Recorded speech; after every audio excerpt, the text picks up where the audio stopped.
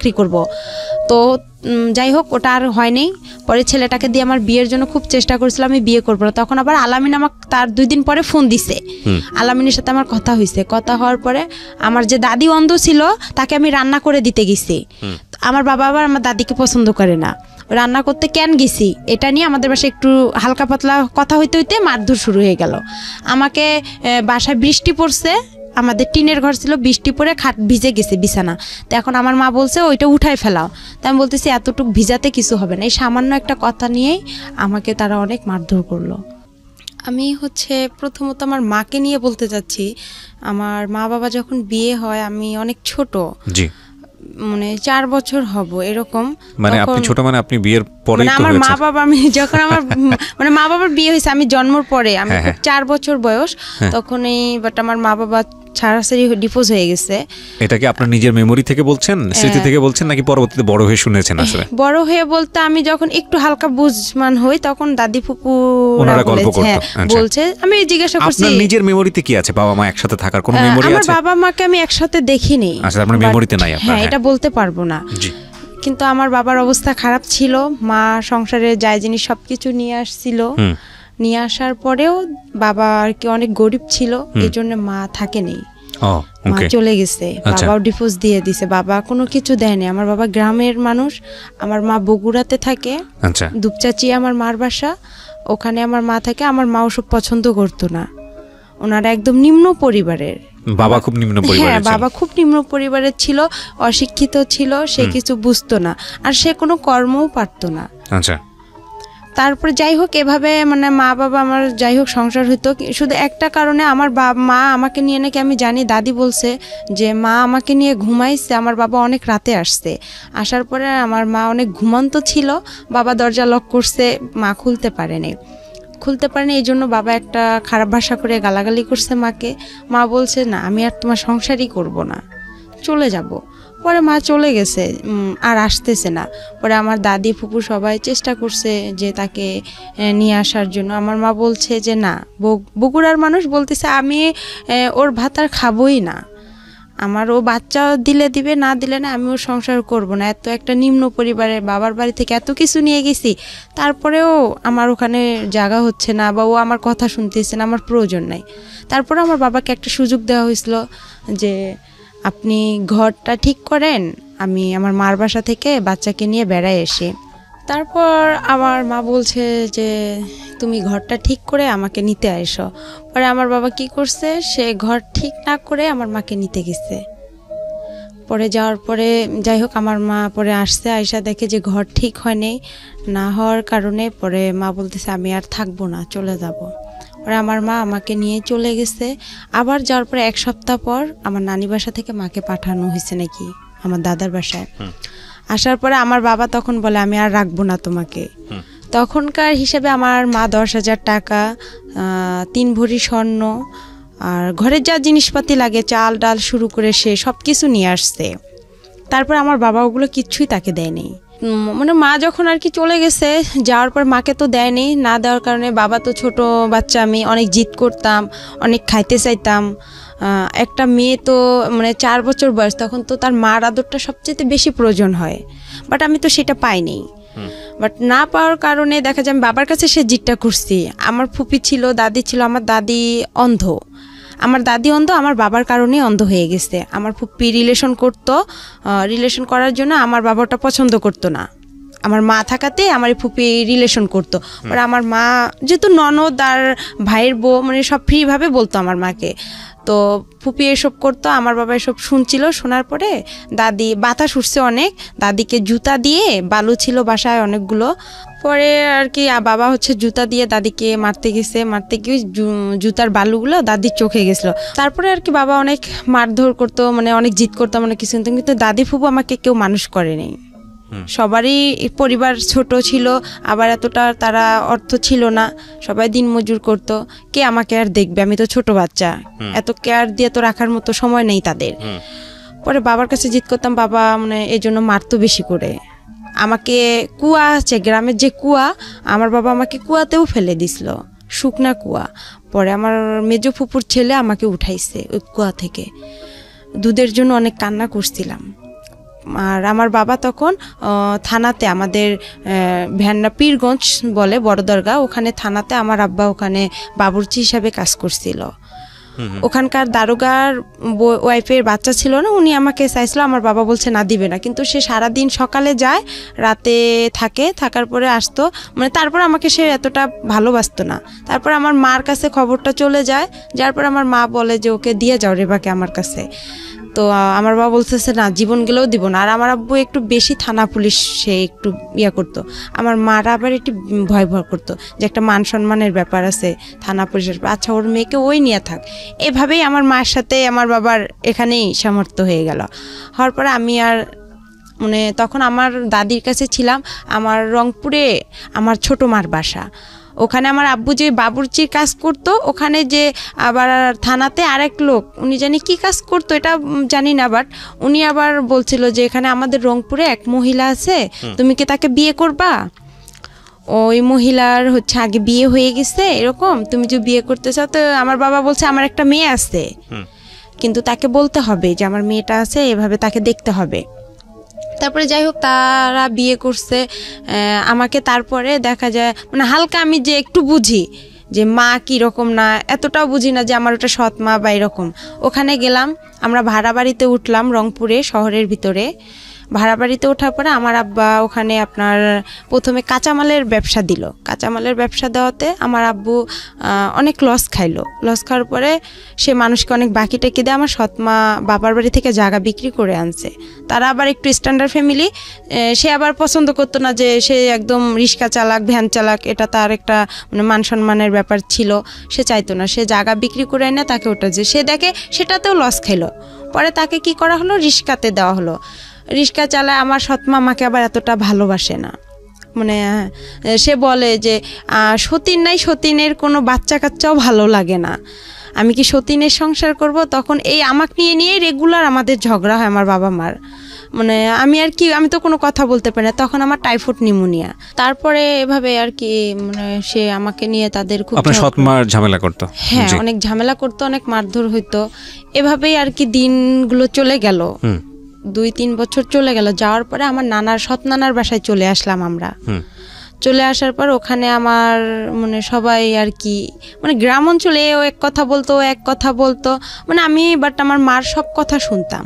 আচ্ছা, যাতে আমি এতটুকু আমার মেধাতে ছিল যাতে সে আমাকে ভালোবাসে, আমি যাতে তার কাছে মার আদরটুকু পাই। আপনি কি ছোটবেলাতে বুঝতেন যে ইনি আমার সৎ মা, ইনি আমার আসল মা না?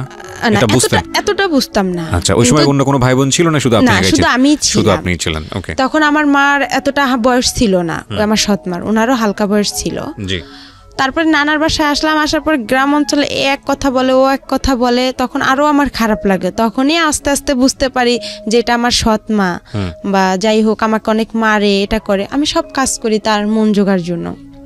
না, এখানে একটা আছে, আমার ভাই হয় শহরে, আমার একটা ভাই, ওই আমার সৎ মার ছেলে হয়, ওই ছেলেকে শহরে তখন আমি সম্পূর্ণ দেখাশোনা করি। কিন্তু ওর যখন আমার মার গর্ভে থেকে হয়েছে তখন থেকে ওর আমি যে হাগু মুতু করে যে কাপড়গুলো আমি সম্পূর্ণ ধুয়ে দিছি, আমার সৎমাকে কিন্তু কিছু করতে দেয়নি। যাই হোক, ঠিক আছে, হ্যাঁ বলেন। তারপরে এখান থেকে আমরা চলে আসলাম আমার নানার বাসায় শেখপাড়া, আমাদের রংপুরে শেখপাড়া। যখন আসলাম, আসার পরে ওখানে বড় হলাম আস্তে আস্তে। ওখানে আমাকে স্কুল ভর্তি করে দেওয়া হলো, প্রাইমারি স্কুলে। ওখান থেকে আমি মানে 3তে যখন উঠলাম তখন আমার বাবা কি করলো, আমার মার সাথে রেগুলার ঝগড়া হয়। আমার বাবা আবার সৎ মা, তারপরে ওনার যে ফ্যামিলি আত্মীয় স্বজনগুলো আছে তাদের সঙ্গে কথা বলে না। আবার যদি আমি একটু কথা বলি, দেখা যাচ্ছে আমার আব্বু মানে হাতের কাছে লাঠি পাবো বা যা দা বটি যেটা পাবে সেটা দিয়ে আমাকে মার শুরু করবে। আচ্ছা। আবার আমার মা কথা বলে ওনার সাথে অশান্তি শুরু করতো। মানে আপনি কার সাথে কথা বললে অশান্তি শুরু করতো? সেটা হচ্ছে আমার সৎ মার যে ফ্যামিলির যে কেউ হোক, তাদের সঙ্গে কথা বললেই সমস্যাটা? হ্যাঁ, সমস্যা করতো উনি। আমার মাও যদি কথা বললো তাও সমস্যা করতো আমার বাবা। আচ্ছা। এভাবেই দিনগুলো গেল। যখন আমি 3তে উঠলাম, 3তে ওঠার পরে আমার বাবা কি করলো, আমার মা ভ্যান কিনে দিল আমার বাবাকে। তখন আমার ছোট মামা, উনি আবার স্কুলের মাস্টার, হাই স্কুলের। তখন উনি বলতেছে যে এরকম আমাদের একটা মান সম্মানের ব্যাপার আছে, ও যে ভ্যান চালাবে এটা কিরকম দেখায়, এটা কিভাবে হয়। পরে আমার মা বুঝায় বলছে, আমার নানাকেও জায়গা বিক্রি করতে দিবে না আমাকে, যে তুই কি ওর পিছনে সব শেষ করবি নাকি, তোর ভবিষ্যৎ আছে না। তারপরে মা বলতেছে আচ্ছা দেখি আর একবার। সে তখন কি করলো, ভ্যানটা কয়েকদিন চালালো, চালার পরে বাসায় খুব ঝগড়া শুরু করে দিল। আর আমার ছোট মার মুখের ভাষা অনেক খারাপ ছিল। আচ্ছা, মানে অনেক রং কথা বলে গালাগালি করতো, আমার বাবাও অনেক রং কথা বলে গালাগালি করতো, আমার খুব খারাপ লাগতো। আমি যদি ওখানে কথা বলতাম, দেখা যেত আমার বাবা আমার মার সাথে কিছু না করতে পেয়ে আমাকে সে দেখা যায় খুব মারধর করতো, এমন মারতো যে আমার শরীর ফেটে রক্ত বের হতো। আবার দেখা যেত আমাকে রশি দিয়ে সে হাত পাও বেঁধে রাখতো, বেঁধে ঘরে বন্দি করে রাখতো। তারপরে এভাবে মারতো, মারার পরে যাই হোক সেদিন ও রাতে বাসায় কোনো খাবার দাবার কিছু আনে নেই, চাল ডাল কোনো তরকারি আনে নেই। আমার ভাইটাও ছোট, তারপরে ও একটু হাঁটে আস্তে আস্তে, ওরও মনে হয় 3 বছর কি 4 বছর। তখন বাবা কি করলো, আমি 3তে উঠলাম, আমার ফাইনাল পরীক্ষা দিতে হবে। পরে আমার বাবা কি করলো, ভ্যানটা নিয়ে আমার দাদার বাসায় চলে আসলো, ভ্যান্ডাবাড়িতে। ভ্যান্ডাবাড়িতে চলে এসে আমার বাবা 2-3 দিন ওখানে থাকার পরে ভ্যান বিক্রি করে দিছে। তখন আমার সৎমা বলতেছে, আবার আমার মামা নানা নানি সবাই বলতেছে যে ওর তো বাবা নাই, ও কি খাবে এখানে, তুই না হয় তোর সন্তানরে কাজ টাজ করে খাওয়াবি, তোর মেয়েরে কে খাওয়াবে, তোর সৎ মেয়েরে। পরে আমাকে ও বলতেছে তুমি তোমার বাবার কাছে চলে যাও, কি করবো। পরে আমি যাই হোক, আমার কাছে জানি কয়েকটা টাকা ছিল, ওখান থেকে 30 টাকা কি 25 টাকা তখন বাস ভাড়া লাগে। আমি মডার্নে আসলাম, এসে ওখান থেকে বললাম যে আমি এখানে ভ্যান্ডাবাড়িতে যাব, পরে এত টাকা আছে। পরে ওভাবে আমি খুব রিকোয়েস্ট করলাম ড্রাইভারকে যে আঙ্কেল আমি তো অনেক ছোট মানুষ, দেখেন আমি এখানে কোথায় হারায় যাব, আমার বাবার কাছে আমাকে নিয়ে যান, আমার এরকম সমস্যা। তাকে আমি বিস্তারিত বললাম, সে বলতেছে আচ্ছা আমি চিনি তোমার বাবাকে। আচ্ছা। পরে আমাকে নামাই দিল আমার আবার রাস্তার সঙ্গে আমাদের বাসা, আমার বড় ফুপির বাসা, মেজো ফুপির বাসা। আমি নামলাম, নাইমা কান্না শুরু করে দিছি। আমি সকাল থেকে কিছু খাই নাই অনাহারে, আবার আমার পরীক্ষা। আর তারপরে আমি বললাম যে আমার তো এরকম পরীক্ষা, আমার পরীক্ষা পরে দেওয়া হলো না, পরে বাবার সঙ্গেও দেখা হলো না। না দেখা হওয়ার কারণে পরে বাবা মানে সন্ধ্যার দিকে বাবার সাথে দেখা হলো যে আপনি আমাকে ছেড়ে আসছেন কেন। তারপরে বললাম যে আমি কি খাবো, ওখানে তো আমাকে বের করেছে, তুমি তো তোমার সৎ মায়ের কথা মতন চলো ইয়া করো, তো ওখানেই থাকতা, এখানে আসছো কেন বাবা বলছে এটা। হ্যাঁ, তো আমি বলতেছি বাবা তখন কোথায় ছিল, বাবা তখন দাদার বাসায় ছিল। আচ্ছা। তখন আমি বললাম যে আমি ওখান থেকে কি করব, ওরা সবাই আমাকে এই কথা বলতিছে। পরে ওখানে থাকলাম। কোন ক্লাসে পড়েন তখন? তখন আমি 3তে। ক্লাস 3তে, ওকে। তারপরে বাবা ওখানে কয়েক মাস থাকার পরে দেখা যায় আবার আমরা কি করলাম, বাবার আর মানে ভ্যানটা বিক্রি করে খাওয়া আর তো কিছু নাই তার, সে বিক্রি করে খাবে। আমার দাদি তো অন্ধ, তারও কিছু জিনিস ছিল, সেগুলোও সে দেখা যায় কিছু টাকা ছিল তার বয়স্ক ভাতা, এগুলোও সে মানে ঘরে চাল ডাল ছিল, বস্তা ছিল চালের, ধান ছিল, এগুলো সম্পূর্ণ খাওয়ার পরে আমার দাদিকে আর দেখতে পারে না। আমার দাদি কিন্তু অন্ধ। যাই হোক, এটা হওয়ার পরে বাবা কিছুদিন পর আমাকে নিয়ে আবার রংপুরে চলে গেল, শহরে লালবাগে, কারমাইকেল কলেজের অপোজিট সাইডে। ওখানে আবার বাসা ভাড়া থাকে, ওখানে আমরা বড় একটা রুম নিলাম ছোট দেখে। আমার বাবা ওখানে রিক্সা নিল। পরে ওই আমার যে নানার বাড়ি, সৎ নানার বাসা, ওখান থেকে কিছু মামারা যাওয়া আসা করে, কাঁচামালের ব্যবসা আপনার সিও বাজারে, পৌর বাজারে তারা যায়, তাদেরকে আমি দেখি, বলে যে ওই যে রেবা, খালেদার মেয়ে, আমার সৎমার নাম ছিল খালেদা, বলে খালেদার মেয়ে। পরে এই কথা বলার পরে তা আমি বলতাম মামা আমরা তো এখানে আসছি, এরকম বিষয় দেখেন মা আর আব্বুকে আবার একসঙ্গে করা যায় নাকি। পরে আমি আবার অসুস্থ হইলাম। অসুস্থ হওয়ার পরে আমার বাবাকে বললাম যে আপনি কাউরে না কাউরে ধরেন, আবার ওখানে যাইতে হবে, আমার পরীক্ষা দিতে হবে। 1 মাস পরে কিন্তু আমরা আসছিলাম এখানে। পরে 1 মাস পরে আবার কি হলো, 1 মাস থাকলাম শহরে ভাড়া বাসায়, আমার আব্বা রিক্সা চালাইলো। পরে আমার আব্বু এর হাত ধরে, ওর পা ধরে যে ভাই আপনি একটু চেষ্টা করেন, দেখেন কি করা যায় না যায়। এভাবে মনে করেন আমার আব্বু একটু একটু করে আগাইলো। আগার পরে আমার মা আবার তাকে নিল। আচ্ছা।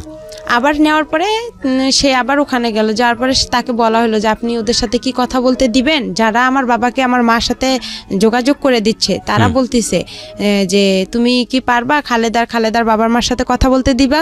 তো বলতেছে হ্যাঁ আমি সব করব, আমি স্টামের উপর বনসই করব। এভাবে আমরা ওখানে আবার গেলাম।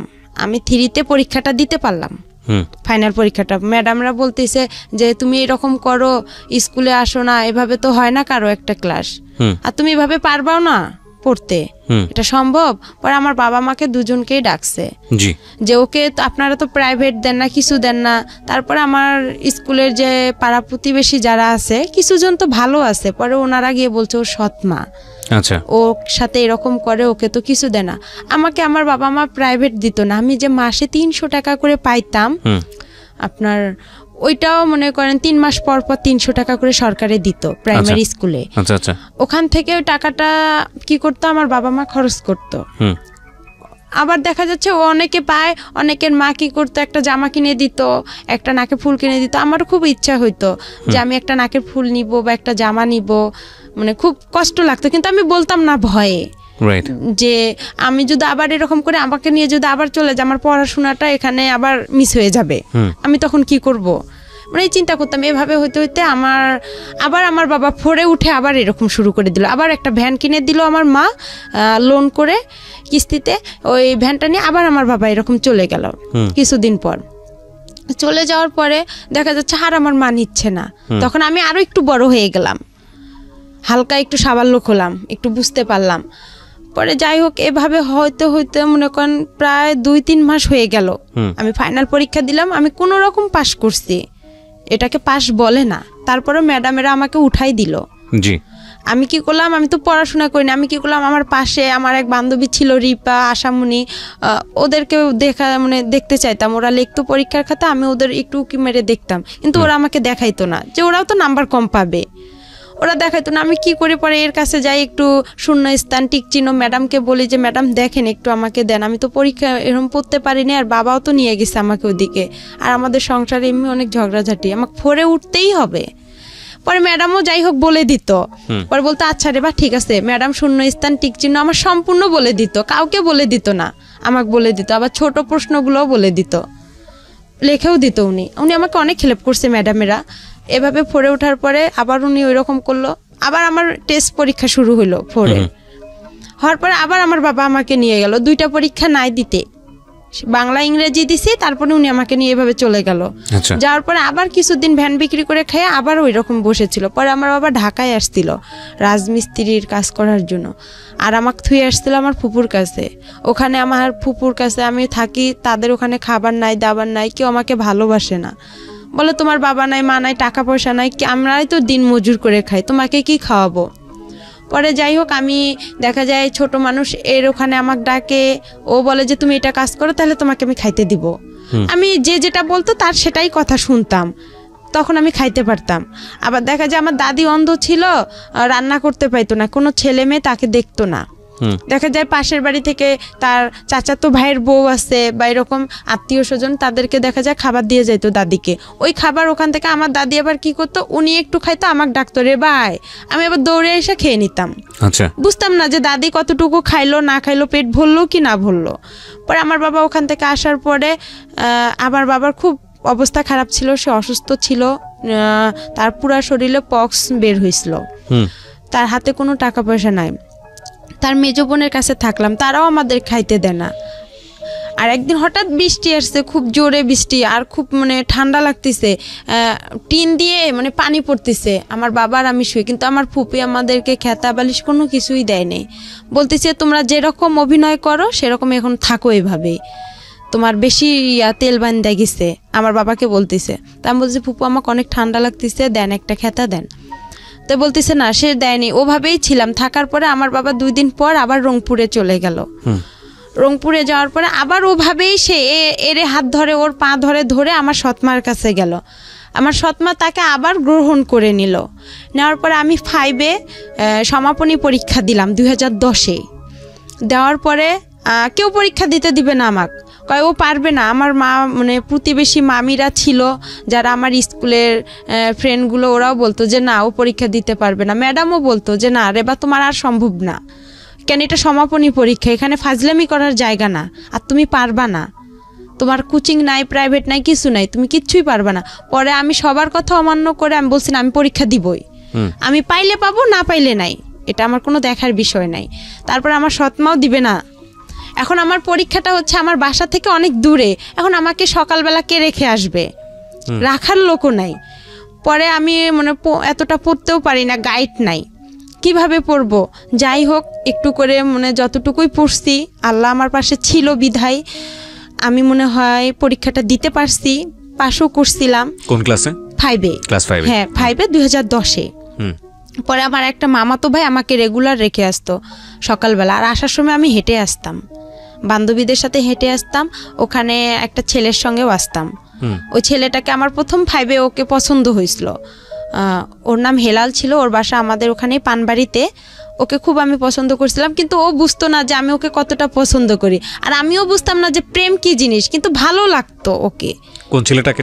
এটা হেলাল, ওর নাম হচ্ছে হেলাল। আমাদের স্কুলের না, ওই অন্য স্কুল থেকে আর কি পরীক্ষা দিতে গেছিলাম আমরা। আচ্ছা, ও একই ক্লাসে ছিল? হ্যাঁ, একই ক্লাসে সমাপনী পরীক্ষা দিতে গেছিলাম। ওকে। তখন তো অন্য স্কুল থেকে দেখা যায় যে একটা বোর্ডে আমরা সবাই পরীক্ষা দিছি, পরে ও আমাদের ক্লাসেই বসতো। আমার পাশে 2 জন ছেলে ছিল, আমি মাঝখানে ছিলাম। পরে ওদের দেখছি, আমি নিজেও কিছু বাসায় পড়ছিলাম, ওগুলা দেখে আমি পরীক্ষা দিছিলাম। পরে ওই ছেলেটাকে খুব পছন্দ হয়েছিল, মানে ওর সাইকেলে আমি একদিন আসছিলাম, আর বাকি দিনগুলো আমি হেঁটে হেঁটেই আসছি। আর তখন খুব কষ্ট লাগতো, আর আমি মানে অনেক কিছু খাইতে ইচ্ছা করছিল, যে পরীক্ষা দিতে আসছি আমি কিছু খাই, বা অনেকে তো খাইতেছে, আমার সেরকম টাকা ছিল না। বাবা চুরি করে আমাকে যে টাকাটা দিছিল, আমি ওই টাকাটা খাইতাম না। যে টাকাটা আমি জমা হয়, আমার আবার একটু চুল বড় ছিল, আর আমি সাজগোজ খুব পছন্দ করি। আর আগে আমি একটু চাইতাম যে আমি মানে একটা লং জামা পরবো না, একটু শর্ট জামা পরবো, একটু ভালো জামা পরবো, কম দামি পরবো না, ভালো পরবো। টাকা একটু বেশি লোক, টাকাগুলো জড়ায় দেখা যেত আমি একটু মেরিল কিনতাম, বা একটা টিপের পাতা কিনতাম, বা একটা চুড়ি কিনতাম, এরকম কিছু কিনতাম, একটু শ্যাম্পু কিনতাম।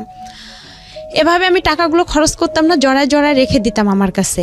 রাখার পরে এভাবে আমি পরীক্ষা দেওয়া হয়ে গেল, আমার রেজাল্টও বের হলো। রেজাল্টে আমি সেরকম ভালো পাইনি, আমি 2nd ডিভিশন, ওটা তখন জানি কি ছিল, কিন্তু কোন ক্লাসে? 5-এ সমাপনী আমার শুরুতে। ঠিক আছে, আপনি পাস করেছেন। হ্যাঁ, তারপর কোনো রকম পাস করেছি, করার পরে আমাকে 6-এ 11তেই ভর্তি শুরু হচ্ছে। পরে ওখানে আমাকে ভর্তি করা হলো। আমাকে ভর্তি করবে না, আমার মা বলতেছে না ও পারবে না, আমাকে বিয়ে দিয়ে দিবে।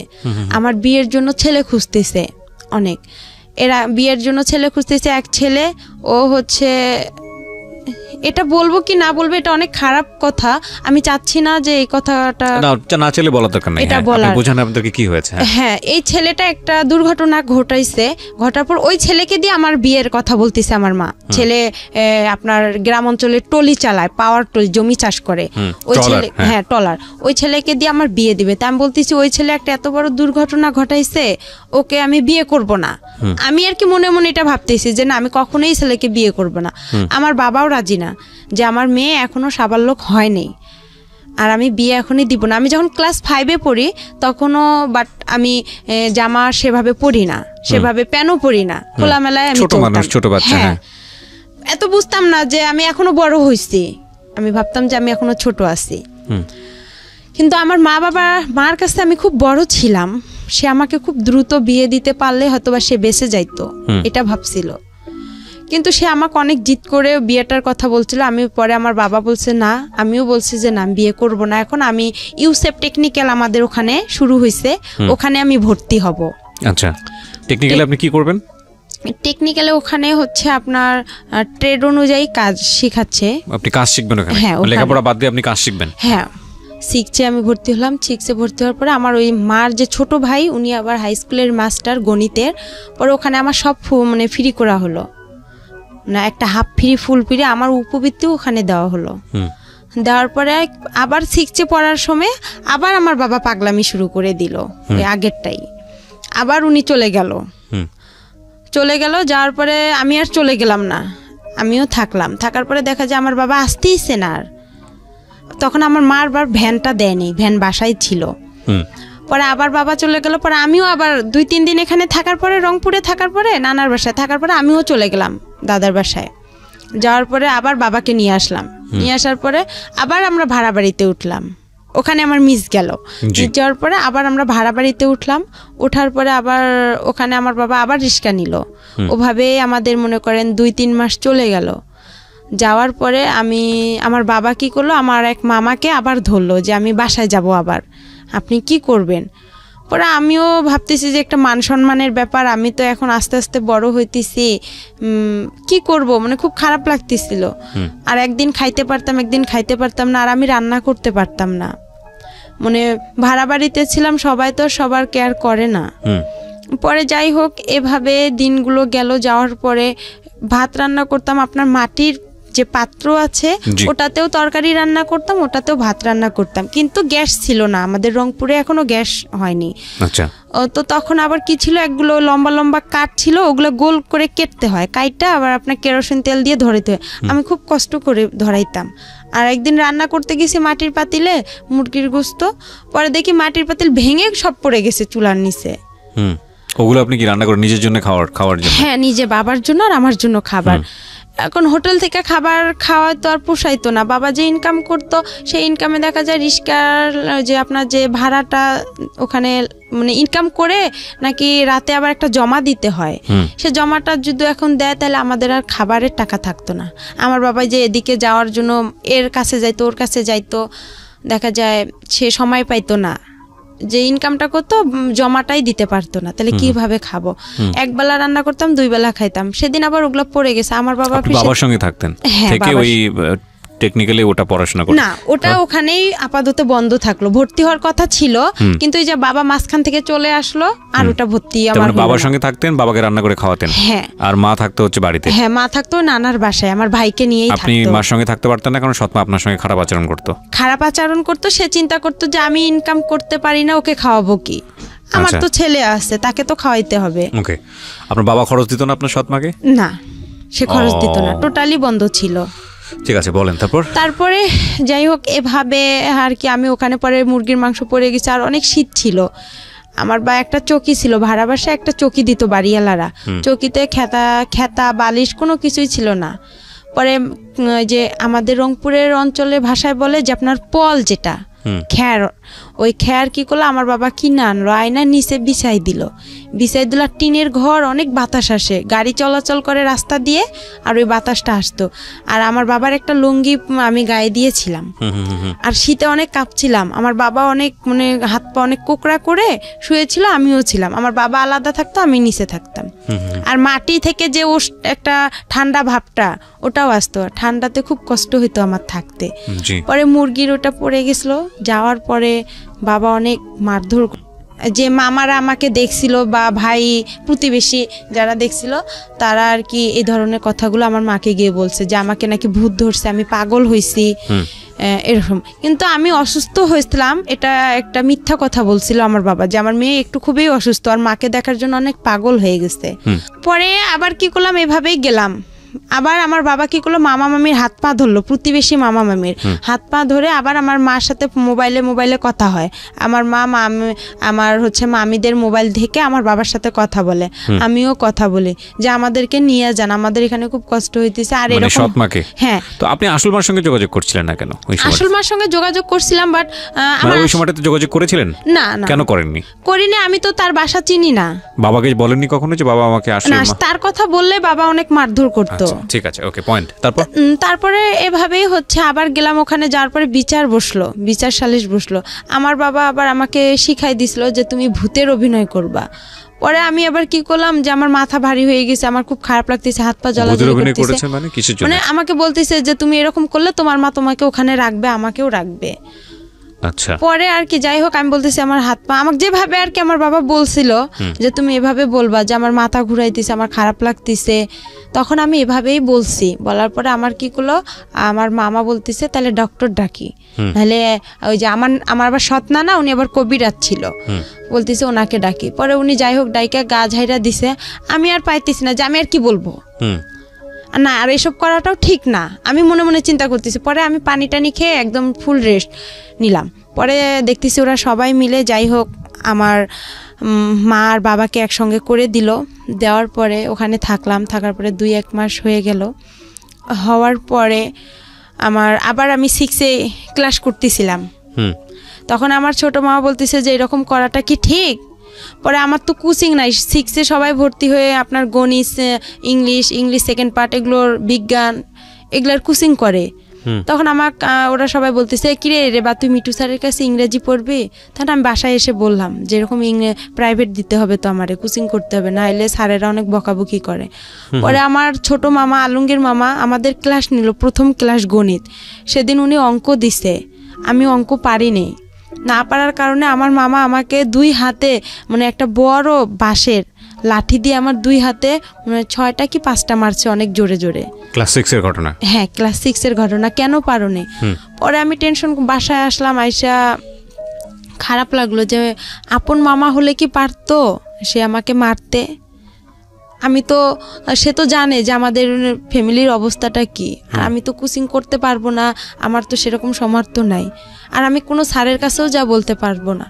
কিন্তু আমার মামার এখানে আরও একটা ভুল হয়েছে, সে বুঝতে পারছিল যে তার বোনের এতটা সমস্যা, আমার বাবার অবস্থা খারাপ, তার একটা উচিত ছিল যে তার সবগুলো স্যারদের সঙ্গে কথা বলে আমাকে সব হাফ ফুল মানে ফ্রি করে দিছে, স্কুলের যে বেতন মাইনাগুলো দেওয়া লাগবে না, উপবৃত্তি করে দিছে। তার একটা উচিত ছিল যে একটা এরকম অসহায় মেয়ে সবাই থেকেও না থাকা, তাকে আমরা একটু যদি কোচিং দেই, সব স্যারেরা মিলে সবাই যদি একটু হেল্প করতাম, তাহলে আজকে হয়তো বা আমার জীবনটা আরও বেশি ভালো হতো। তারপরে এভাবে আমি আবার কি করলাম যে দেখি কোচিং টুচিং পাইতেছি না, পরীক্ষাও দিতে পাইতেছি না। পরে আমি কি করলাম, ওই যে আপনার টেকনিক্যালে ভর্তি হওয়ার জন্য আমি বাসা থেকে মাকে চাপ দিলাম। আচ্ছা। পরে আমার কাছে কিছু টাকা ছিল, আমার দাদিও কিছু টাকা দিছিল, ওই দিয়ে আমি 2টা মুরগি কিনছিলাম বাসায়। মুরগি কেনার পরে আমার আবার যে বয়সটা, এই বয়সে আবার আমার জন্ম নিয়ন্ত্রণের কার্ড হবে না, জন্ম নিবন্ধন। হ্যাঁ, জন্ম নিবন্ধন, ওটা কার্ড হবে না। না হওয়ার কারণে এখন ওখানেও তো আমাকে ভর্তি নিবে না। ওখানে যে আপুগুলো পড়ছে ওদের সাথে আমি যোগাযোগ করছি যে আপু আমিও টেকনিক্যালে ভর্তি হব। পরে আমি গেলাম, আমাকে স্যারেরা বলতেছে তুমি অনেক ছোট, তোমার বয়স নাই, তোমাকে এখানে নেওয়া যাবে না। আর এখানে আমরা সাধারণত নেই 13 থেকে 14 বছরের মেয়েদেরকে, তোমার তো সে বয়সটা এখনো হয়নি, কিন্তু কথাই বলতে পারবে না। পরে আমি বললাম স্যার আপনারা তারপরে দেখেন না, এখানে তো গরিব অসহায় মেয়েদেরকে বেশিরভাগ নেওয়া হয়, যাদের পরিবার খারাপ। তারপর আমি বললাম যে আপনি আমার বাসায় যায়েন, যাওয়ার পরে দেখেন। পরে সেদিন গেলাম, নিল না আমাকে। তারপরে আবার আমি বাসায় আসলাম, আসার পরে মাকে বললাম যে আমাকে তো নিতেছে না। পরে আমার মামা, যে ছোট মামা গণিত মাস্টার, ওনার সঙ্গে আবার আমাদের হচ্ছে ওখানকার একজন ভালো ব্যক্তি, উনি খুব প্রভাবশালী লোক, ওনার সাথে আবার আমার মামার খুব ভালো একটা সম্পর্ক। পরে আমার মা কি করলো, ওনাকে বললো, ওনার দ্বারাই আবার কি করলো, ওনাকে বললো যে আমার ভাগ্নিটা এরকম টেকনিক্যালে ভর্তি হতে চাচ্ছে, ফ্যামিলি এরকম, একটু আপনি চেষ্টা করে দেখেন। উনি আবার হচ্ছে আমি যে প্রাইমারি স্কুলে পড়ছি ওই ম্যাডামের হাজবেন্ড।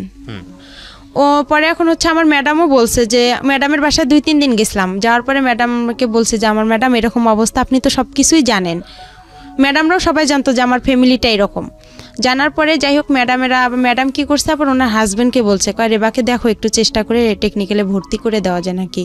পরে স্যার উনি আবার গেল, যাওয়ার পরে স্যারের সঙ্গে কথা বললো ইউসেফ টেকনিক্যালে। বলার পরে স্যার বলতেছে আচ্ছা ঠিক আছে, আমরা দেখবো, আমরা আগে বাড়ি দেখবো, উনি বড় লোক না কীরকম, আপনাদের কথায় তো এখানে বিশ্বাস হবে না, আমরা নিজে গিয়ে যাচাই করে তারপরে নিব, আর উনি তো অনেক ছোট। তো বলতেছে একটু দেখেন, চেষ্টা করে নেওয়া যায় নাকি। পরে এভাবে ওনারা আসলো, আসার পরে আমার বাসায় আমার এক খালা ছিল প্রতিবেশীও, পরে বলতেছে রেবাদের বাসা কোনটা। পরে আমি ওখানে আবার নাম চেঞ্জ করছিলাম, আমার নাম হচ্ছে আবার রেবা, 2 জন ছিলাম আমরা, থাকার কারণে নামটা হচ্ছে, আমার সাথে আরেকটা আপু ছিল, উনি আবার বলতেছে তুমি এত অসহায়, তো তোমার নামটা একা দিয়ে দেই। তা আমি আর এতটা বুঝি না, আমি বলছি আচ্ছা আপনাদের যেটা ভালো হয়। আর আমি আবার সবসময় বেশি এটা বুঝি যে আমাকে যে ভালো, মানে আমার একটা কোনো কিছু পছন্দ হলো অন্যের উপর আমি বেশি নির্ভর করি, আমি নিজের উপর নির্ভর করি না, যে অন্য তো আমার জন্য ভালোই বোঝে, আমার ভালোটা তো আমি কি আর বুঝবো। পরে ওই নামটা দিলাম, পরে আয়শা বললো, একা বলছে, পরে চেনে নে, বলছে একা আক্তার রেবার বাসা কোনটা, পরে রেবার বাসা, বাবা একরামুল, মা খালাদা। বলার পরে আমার খালা বলতেছে ওইটা, ওর বাবা কি করে। আমি আবার তখন কি করছিলাম, মানুষের বাসায়, আমার মামার বাসায় ভুট্টা যে ছিলে, ওই ভুট্টা ছিলতে বসছি বৃষ্টির দিন। পরে আমার খালা পরে ডাকতেছে, বলতেছে রেবা তোর বাসায় এরকম, রেবা রেবা করে চিল্লাচ্ছে। পরে স্যার নাকি বলতেছে যে ওকে ডাকতে হবে না, ওর বাসা কোনটা দেখায় দেন। পরে বলতেছে এইটা, বলতেছে আপনি কি সত্যি কথা বলতেছেন, বলতেছে হ্যাঁ। ওর কি সৎ মা, ওর বাবা কি ভ্যান চালক, বলতেছে হ্যাঁ। পরে বলতেছে ও মেয়েটাকে এখন ডাক দেন। পরে আমাকে ডাক দিল, পরে আমি বলতেছি, সালাম দিলাম যে স্যার আপনি ভালো আছেন, বলতেছে হ্যাঁ। বলছে তোমার বাসা, আমি বলছি এইটা। তুমি যে ওই পাকা বাসা থেকে বের হয়ে আসলা, তাই বলতেছি স্যার ওটা আমাদের বাসা না, আমি ওখানে ভুট্টা খুলতে গেছিলাম আর কি, ভুট্টা খুললে আর কি ওগুলা খড়ি, আমাদের অঞ্চলে বলে যে খড়ি, লাকড়ি রে, ওইটা আনার জন্য গেছিলাম। তোমার মা, আমি আমার মা তো গরুর জন্য ঘাস কাটতে গেছে, আর আমার বাবা ভ্যান নিয়ে গেছে। বলার পরে বলতেছে আচ্ছা তুমি তাহলে পরীক্ষা দিতে আসো অমুক দিনে। পরে আমি পরীক্ষা দিতে গেলাম, ছাটো এক বলতেছে তোমার বয়সটা বাড়াইতে হবে। পরে আমি কি করলাম, মা আসলো ঘাস কাইটা, আসার পরে মুরগির মাকে বললাম যে এরকম স্যার আসছিল বাসা দেখার জন্য, দেখছে আমারে ডাকছে, মানে জন্ম নিবন্ধন, তারপরে চেয়ারম্যান সার্টিফিকেট, স্কুলের 8 পাসের সার্টিফিকেট লাগবে। তখন তো আমি 6-এই পড়ি। পরে এখন মামাকে বললাম, মামাকে আবার মুরগি বিক্রি করলাম, মুরগি বিক্রি করে আমাদের চেয়ারম্যানের যে সার্টিফিকেট জন্ম নিবন্ধনটা ওইটা, চেয়ারম্যানের সার্টিফিকেট, ওখানে 100 টাকা দিয়ে ওই 2টা উঠাইলাম, বয়স বেশি দিলাম, নামও চেঞ্জ করলাম। করার পরে এখন 8-এর সার্টিফিকেট, এখন ওই আমার আলমগীর মামাকে, ছোট মামাকে বললাম, তো বলতেছে টাকা লাগবে। তো এখন আমি বলতেছি মামা অল্প কিছু করে টাকা নেন, আমার কাছে তো এত টাকা নেই, আবার ছবি উঠাইতে হবে, আমার ছবি জমা দিতে হবে। পরে আর কি জন্ম নিয়ন্ত্রণের কার্ডটা নিলাম, তারপরে আপনার চেয়ারম্যানের সার্টিফিকেট নিলাম, 8 পাসের সার্টিফিকেটটা 100 টাকা দিয়ে নিলাম, নিয়ে ওগুলো সব জমা দিলাম।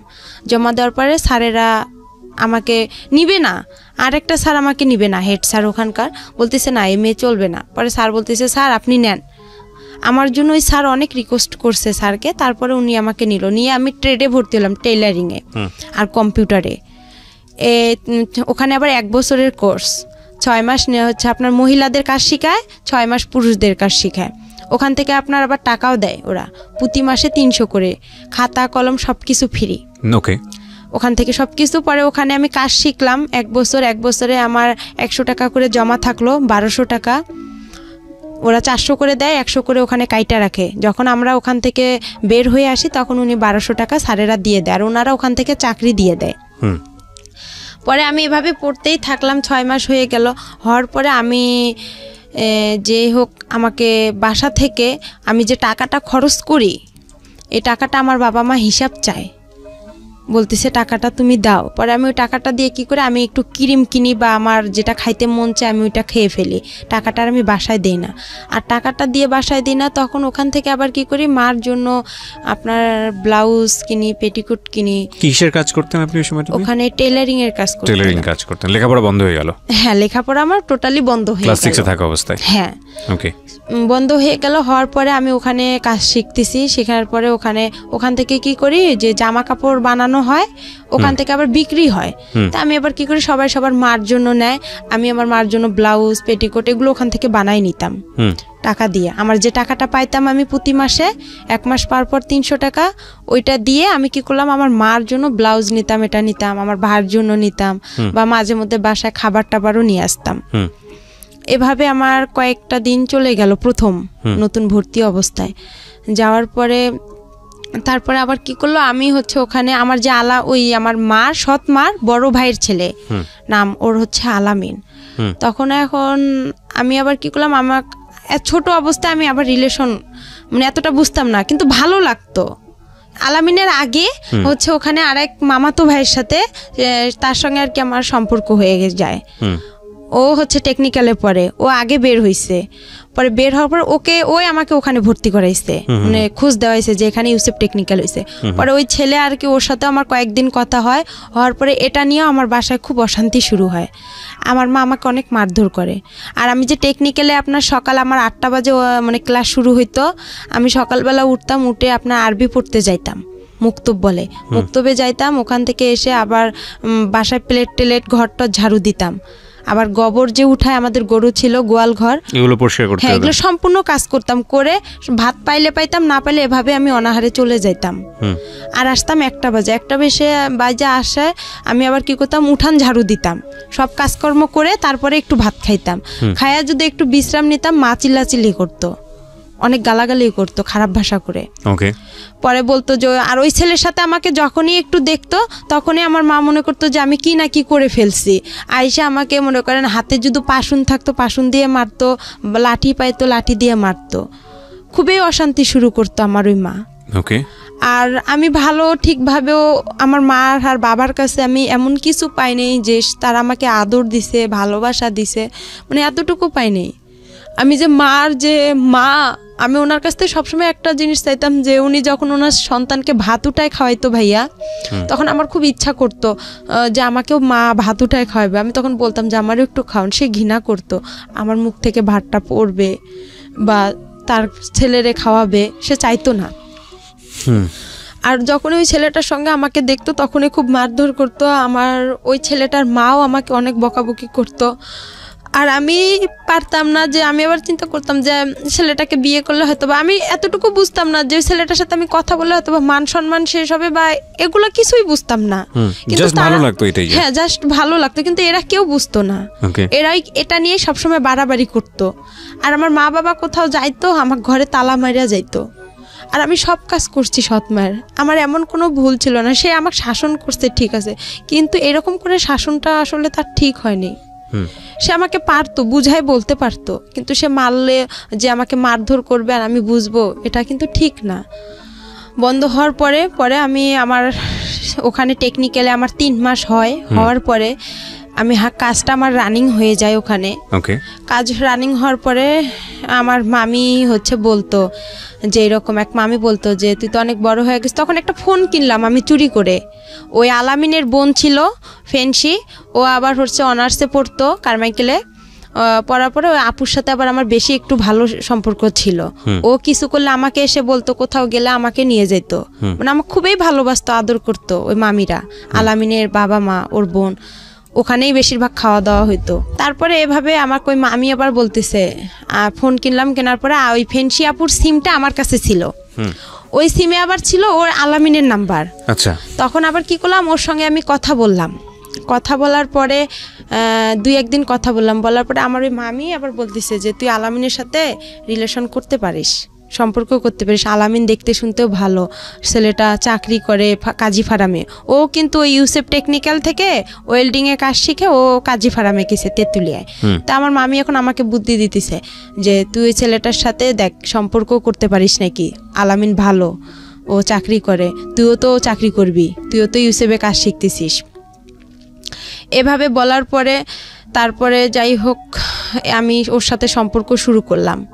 সম্পর্ক শুরু করার পরে কিছুদিন যাওয়ার পরে এখন আমার মা যাই না গেছে যে আমার ফোন আছে।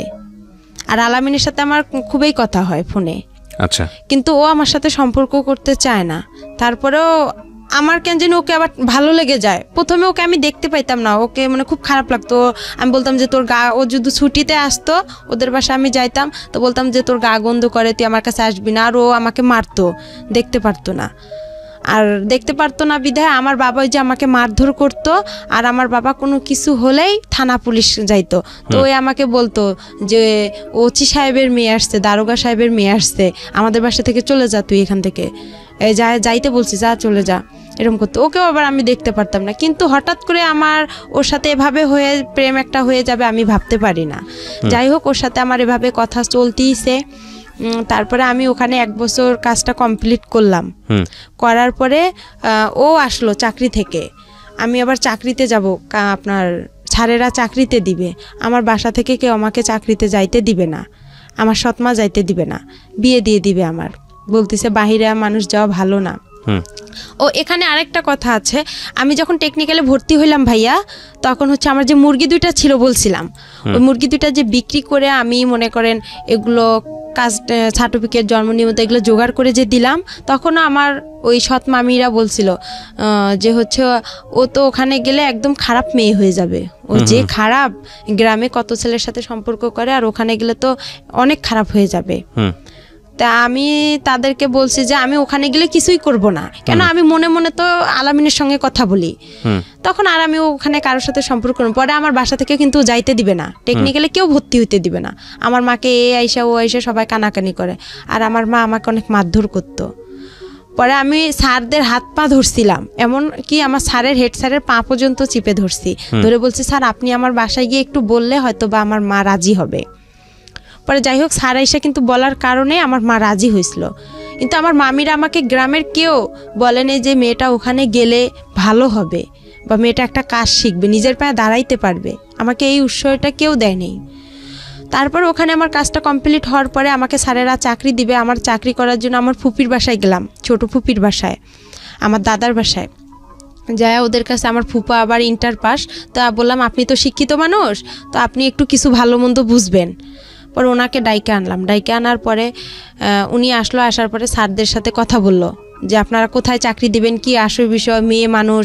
তো পরে স্যারেরা বললো যে আমাদের অনেক মেয়ে আছে, শুধু ও না, আমাদের এই ব্যাচের অনেক মেয়ে যাবে। আচ্ছা, ও ভালো জানে, কেন ও তো এতদিন পড়ছে, আর আমাদের এটা এমন খারাপ কোনো প্রতিষ্ঠান না, এটা আমাদের একটা সংস্থান থেকে এটা হয়েছে, আপনি চাইলে যাচাই করতে পারেন।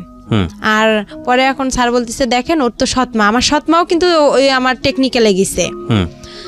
ওখানে যাওয়ার পরে যাই হোক, পরে মাই কথাটা শুনতে পারছে। মা যখন শুনছে যে সৎমা বলছে আমার ফুপা যে ওর সৎমায় ওকে একটা ভালো কাজ দিন, আমার এই সৎমাই কথাটা শুনে আরও তার অবস্থা খারাপ হয়ে গেল। এভাবে আমি গাজীপুরে চাকরিতে আসলাম, গাজীপুরের নতুন বাজার, ওখানে আমি গার্মেন্টসে চাকরিতে আসলাম।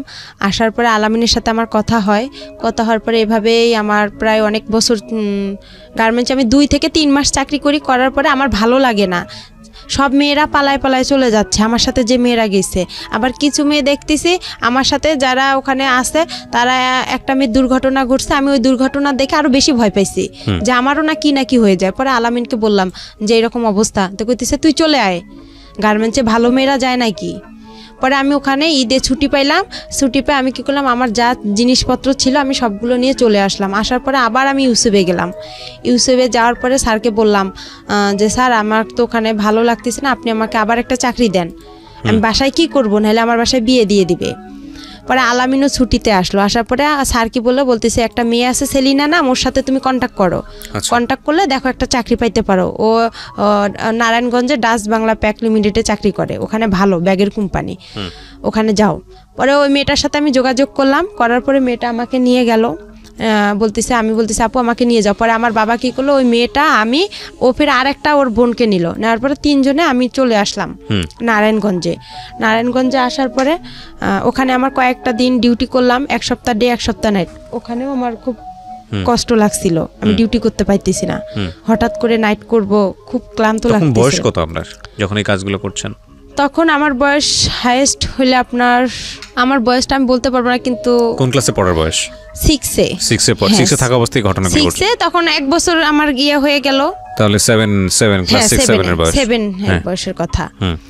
তখন এইভাবে আর কি মনে করেন ওখানেও যে ডিউটি করলাম, করার পরে এখন আমার বাসা থেকে আমার ফোন গেল, যাওয়ার পরে আমি ফোন গেল, আমার আলামিন ফোন দিল, দিয়ে বলতেছে তোর বাবা মা সারাসারি হয়ে গেছে। আচ্ছা, আমি শুনে অবাক হয়ে গেছি, আমি খুব মানে ভেঙে পড়ছি। ভেঙে পড়ার পর আমাকে ওই সেলিনা আপু বলতেছে যে তোমার কি হয়েছে একা। তো আমি বলতেছি আপু এরকম বিষয়, আমি এখন কোথায় যাব।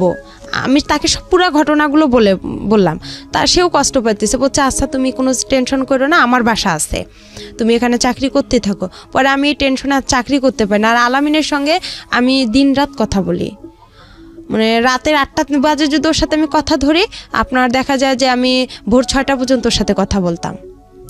আর কিন্তু ডিউটিতে যাইতে পারতাম না, পালায় থাকতাম, আমি ডিউটি করতে পারতাম না।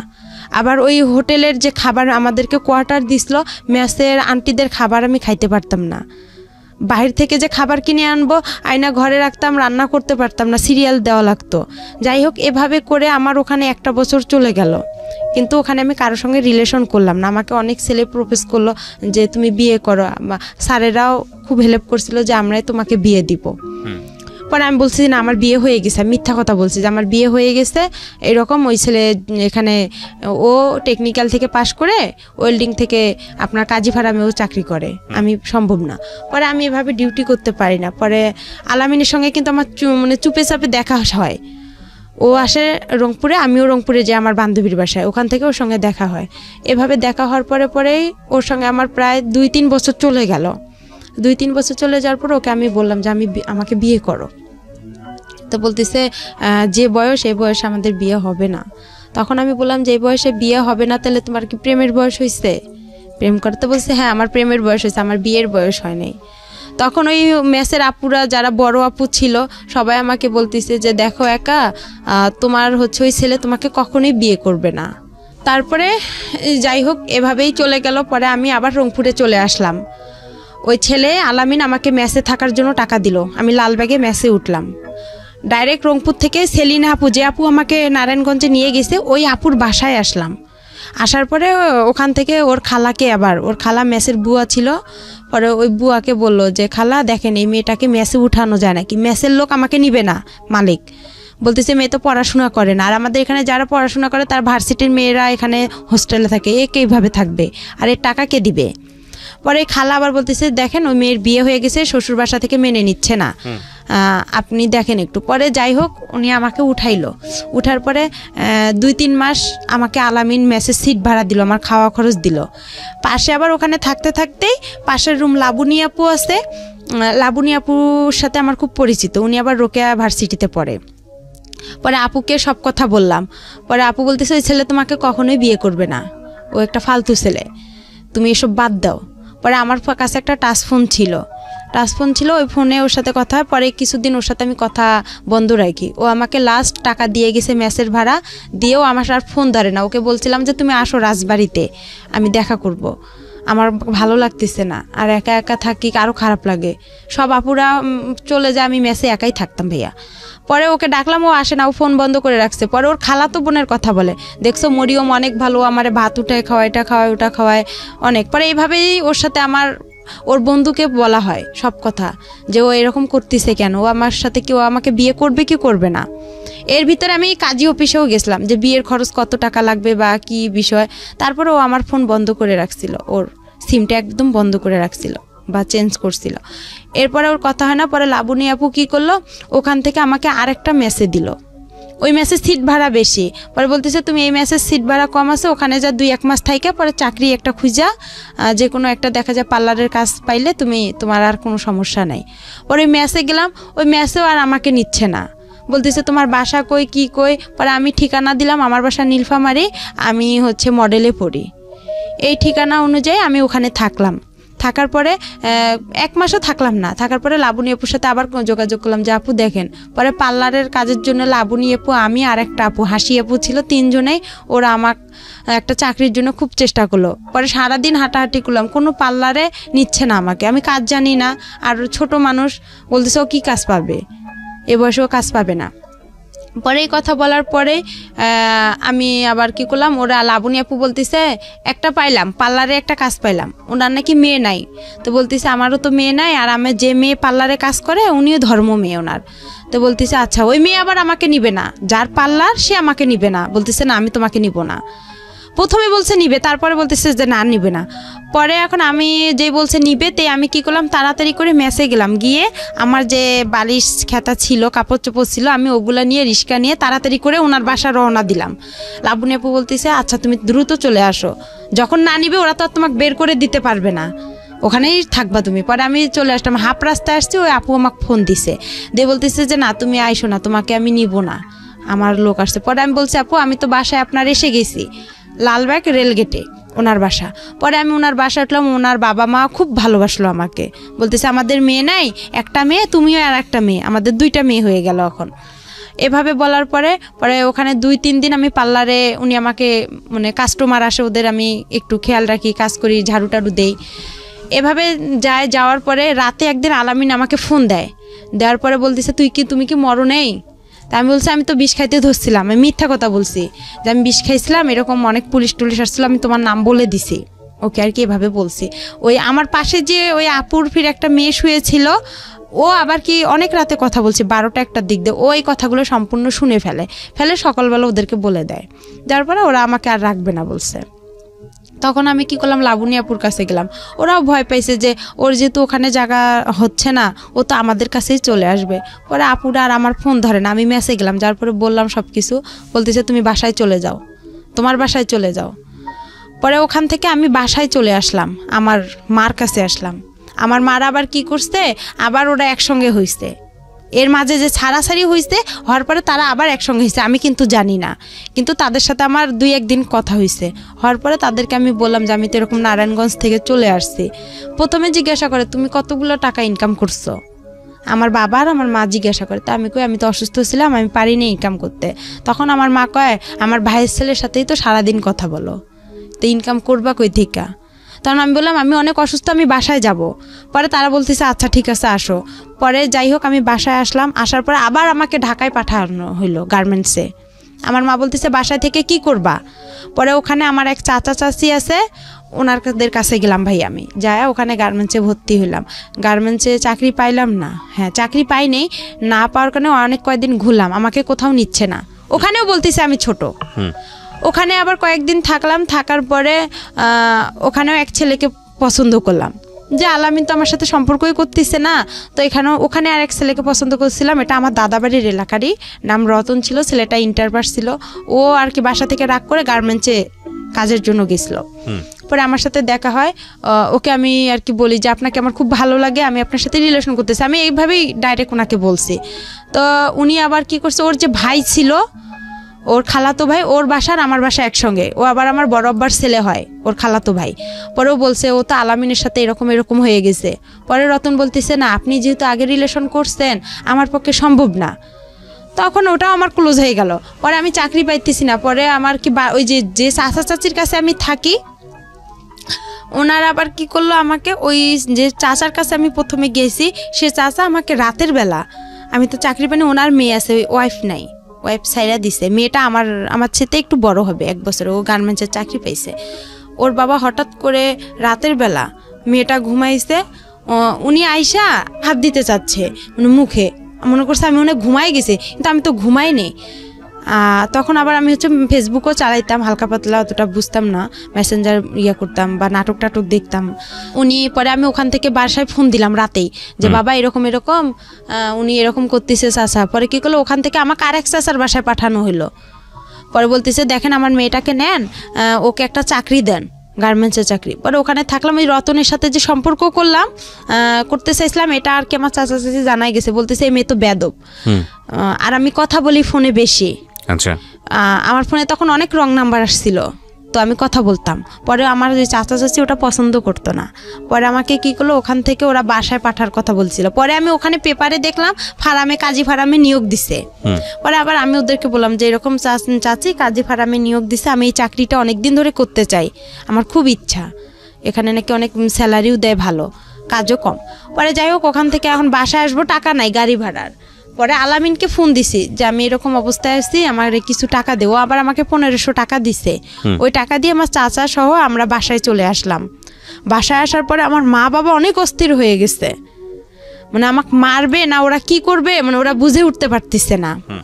পরে কিছুদিন যাওয়ার পরে একটা হচ্ছে আমি আপনার কাজী ফার্মে বললাম যে এরকম নিয়োগ আসছে। আমার চাচাকে আবার বললাম যে চাচা যাই হয়েছে, আমি রতনের সাথে যেটাই করছি, বা আপনার আমি হাত জোর করে আপনি বাসায় যায় মা বাবাকে একটু বুঝা বলেন আমাকে যাতে একটু পরীক্ষাটা দিতে দেয়। আমার একটা ছাগল ছিল, ওই নারায়ণগঞ্জে যখন আমি আসলাম না ওখান থেকে ঢাকা থেকে, তখন ওই যে আলামিন যে আমাকে মেসেজ যে টাকাটা দিছিল, ওখানে আমার কিছু টাকা ছিল, ওইটার আমার একটা নাকের নথ ছিল, ওই নথটা বিক্রি করে আমি একটা ছাগল কিনছিলাম।